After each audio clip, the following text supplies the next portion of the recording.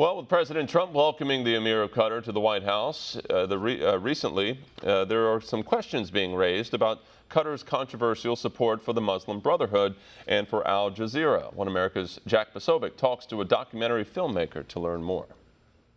We're very excited to welcome to One American News Adelle Nazarian, journalist and documentary filmmaker. Thank you so much for being with us, Adelle. Thank you for having me. What issues do you think are important for the president to put on the table and really confront the Emir about today during their meeting?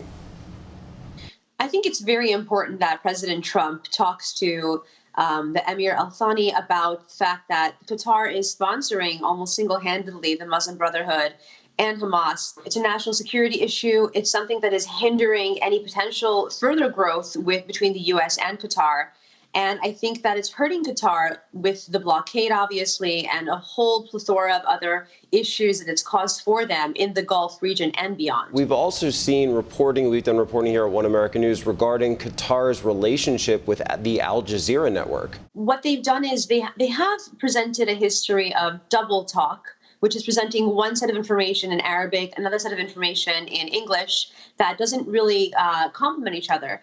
And they will oftentimes conceal what's going on, the true intent, through the Arabic channel, and then present a more moderate and kind, let's say, or very friendly to the West message in their English-speaking channel. But what's really shocking and alarming is a series of reports have come out, investigative pieces, detailing how Qatar has really has bought think tanks, lobbying firms. There was a report recently about Georgetown University, Texas A&M, receiving a lot of funding that was not appropriately and legally reported to our government, as is mandated by law. Have they been required to file under FARA regulations?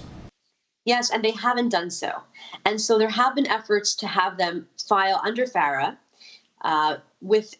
in line with this the fact that they are acting and behaving like lobbyists, but no efforts have been made so far on their behalf to actually comply with that.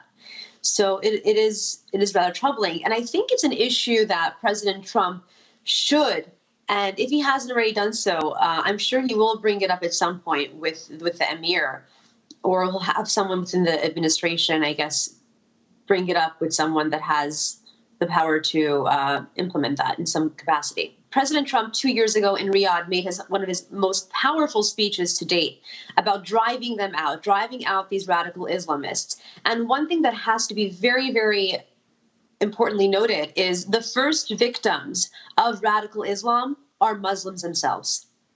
So hopefully he will follow suit and follow through with his very, very strong words and continue with his fight to make the world a safer place for every single person. Adelle Nazarian, thank you so much for being on with us.